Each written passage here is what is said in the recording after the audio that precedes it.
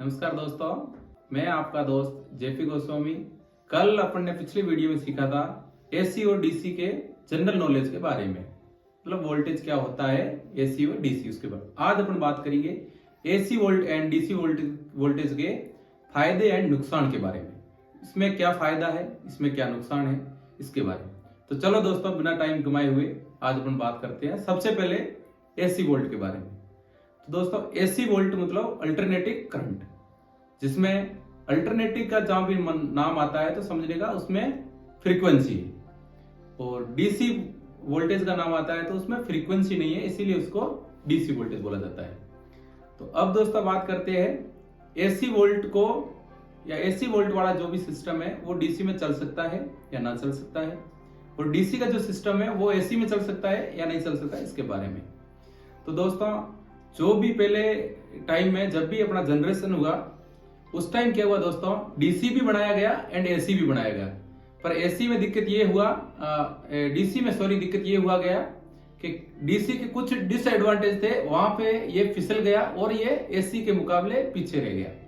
जैसे कि इसका ट्रांसमिशन करना, या इसको पैदा करना, या इसको यूज करना, इसमें थोड़ा भारी कठिनाई आई, जबकि एसी में ऐसी कठिनाई नहीं है। जैसे कि डीसी को ट्रांसमिशन करना है तो आपको heavy transmission line, heavy structure, ये सब करने में दिक्कतें आती थी, जबकि एसी में ऐसा नहीं है।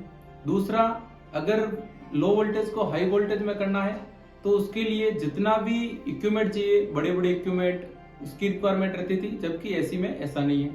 जैसे अभी एसी को कम वोल्टेज से ज्यादा वोल्टेज में कन्वर्ट करना है तो एक सिंपल सा ट्रांसफार्मर के माध्यम से आप कर सकते हो, जबकि डीसी में आपको रेक्टिफायर पैनल या जैसे डायोड पैनल वगैरह, उसके लिए हेवी कॉस्टली बस बार वगैरह ये सारी जरूरत पड़ती है, जबकि ऐसा ट्रांसमिशन लाइन एसी में ऐसा जरूरत नहीं पड़ती है। तो ये चलते डीसी पिछल गया और एसी ने लीड ले ली।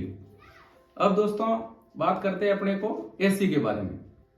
तो एसी का एक पर्सनल इसीलिए ज्यादा हुआ क्योंकि एसी में 3 फेज सिस्टम है, जबकि डीसी में प्लस एंड माइनस सिस्टम है। तो उसका प्लस एंड माइनस होने से या अपना 3 फेज सिस्टम होने से क्या होता है, कोई भी इंडस्ट्रियल में या कोई भी फैक्ट्री में कोई 3 फेज मोटर है तो उसको अगर रिवर्स डायरेक्शन में यानी उल्टा घुमाना हो तो एसी वोल्ट जो मोटर है 3 फेज में, उसका एक फेज चेंज करने से वो उल्टा डायरेक्शन में रन हो जाएगी। जबकि डीसी में ऐसा नहीं, डीसी में आपको वाइंडिंग के कनेक्शन चेंज करना, ये सब करना आपको पड़ेगा, तभी जाके ऐसा रिवर्स पोलरिटी में रन होगा। और उसके लिए हेवी आपको स्टार्टर पैनल्स वगैरह सारी ज्यादा कार्बन बुशेस वगैरह ज्यादा जरूरत रहती है। और दोस्तों, डीसी कभी पैदा नहीं हुआ है। लोग बोलते हैं डीसी पैदा होती है डायरेक्टली, जैसे कोई अपने को उदाहरण देता है सोलर पैनल से, तो वो हीट एनर्जी को डायरेक्ट करंट एनर्जी में कन्वर्ट करता है, जबकि पैदा नहीं होता है। जबकि ऐसा नहीं है, एसी में ऐसा नहीं है। एसी आपका डायरेक्टली ऑल्टरनेटर को रन करो और ऑल्टरनेटर से सीधा आपका एसी ही बनेगा। अब दोस्तों, आपने देखा होगा बहुत सारे लोग बोलते हैं फिर गाड़ी में डीसी पैदा कैसे होता है। गाड़ी का बैटरी जो भी रहता है, गाड़ी का जो सिस्टम रहता है, उसमें सारे इक्विपमेंट डीसी होते हैं, बैटरी भी डीसी होता है, उसको चार्जिंग करने की जरूरत होती है। तो आपने एक सुना होगा मैकेनिकल के द्वारा, या मैकेनिक जो भी शॉप पे अपना सर्विस सेंटर पे बोलता है आपके ऑल्टरनेटर में इश्यू है, तो उसका नाम ही जब ऑल्टरनेटर है तो डीसी में तो ऑल्टरनेटर नहीं बोल सकते। ऑल्टरनेटर का मतलब वो ऑल्टरनेटर है, उसके पीछे डायोड सर्किट लगा के अपने को जो वोल्टेज चाहिए, 12 वोल्टेज चाहिए, 24 वोल्ट चाहिए, जो भी रिक्वायरमेंट एज पर गाड़ी, उसी के अकॉर्डिंग उसको वोल्टेज दिया जाता है और अपना जो जो गाड़ी में आगे इक्विपमेंट होता है वो काम करता है। तो इसीलिए दोस्तों एसी का पर्सनल ज्यादा हुआ। और दूसरा बात, 50 हर्ट्ज फ्रीक्वेंसी होती है अपने इंडिया में, आवृत्ति होती है। तो उसका फायदा ये होता है, कोई भी डीसी इक्विपमेंट है तो उसका स्पीड कंट्रोल करना थोड़ा मुश्किल है एसी के मुकाबले। इसीलिए एसी में आप फ्रीक्वेंसी को जैसे जैसे घटाओगे वैसे वैसे उसका स्पीड घटेगा, और जैसे जैसे आप उसका फ्रीक्वेंसी को बढ़ाओगे तो आपका स्पीड बढ़ेगा। Zero frequency means zero frequency, 50 hertz frequency बराबर मतलब आपका 100% फ्रीक्वेंसी। कोई भी मोटर है उसको अगर आप 25 हर्ट्ज फ्रीक्वेंसी देते हो तो आपका मतलब 50% स्पीड आपका ले लेगा।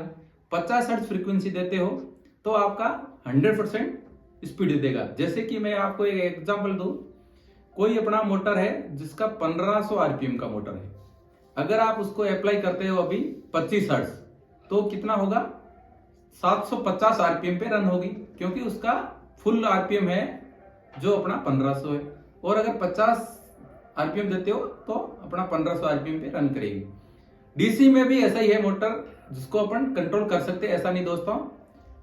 डीसी मोटर का भी स्पीड कंट्रोल होता है, बट उसमें आपको हाइयर रजिस्टर लगाना, ये लगवाना, बहुत एसी के मुकाबले ज्यादा मेहनत करनी पड़ती है, इसीलिए डीसी का उपयोग कम होता है। बहुत जगह जहां आपको कंटिन्यूस परफॉर्मेंस चाहिए, हाई टॉर्क चाहिए, वहां पे डीसी यूज होता है। उसके अकॉर्डिंग अपने को सिस्टम बिठाना पड़ता है और अपन यूज करते हैं। चलो दोस्तों, अभी लास्ट में आपको इसके फायदे और नुकसान बताता हूं। डीसी करंट को स्टोर कर सकते हो, स्टोर मतलब आप सेविंग कर सकते हो, जैसे कि बैटरी के माध्यम से केमिकल एनर्जी में आप स्टोर कर सकते हो, फिर वापस रिस्टोर किया हुआ एनर्जी को आप इलेक्ट्रिकल डीसी एनर्जी को यूज कर सकते हो। ये इसका फायदा है। जबकि एसी को अपन स्टोर नहीं कर सकते है, वो सेविंग नहीं हो सकता है। और दूसरा एसी का फायदा ये है दोस्तों, जैसे अभी अपना जनरेशन हो रहा है 11,000 वोल्ट का, तो उसको आप अगर चाहो तो 4 लाख वोल्टेज, 5 लाख वोल्टेज तक भी आप बढ़ा सकते हो एक ट्रांसफार्मर के माध्यम से। अब इतना हाई कम वोल्टेज 11,000 वोल्टेज को आप 4,40,000 वोल्टेज बना के जब इसका ट्रांसमिशन करते हो, तो जहां हाई वोल्टेज होता है वहां करंट की मात्रा बहुत कम हो जाती है उस रेशियो के अकॉर्डिंग। तो उसके लिए आपको पोल का स्ट्रक्चर जो भी बना रहे हो उसकी कॉस्ट आपको कम करनी पड़ेगी। क्यों? क्योंकि वो पतला बढ़ गया है। अभी ऊपर जो तारे जा रही है, जो इंसुलेटर जा रहे हैं, वो हल्के लगाने पड़ेंगे। तार का साइज घटेगा तो आपका इंसुलेटर का भी साइज घटेगा, उसके अकॉर्डिंग आपका पोल का भी आपको खर्चा घटेगा। तो इसीलिए एसी का एडवांटेज है और डीसी को स्टोरेज वाला एडवांटेज है, और अपनी अपनी जगह पे दोनों काम में ली जाती है। चलो दोस्तों, इसी के साथ ये वीडियो मैं यही समाप्त करता हूं। नेक्स्ट मिलूंगा आपको मोटर के टॉपिक पे, मोटर क्या है और वो कैसे काम करता है। धन्यवाद दोस्तों।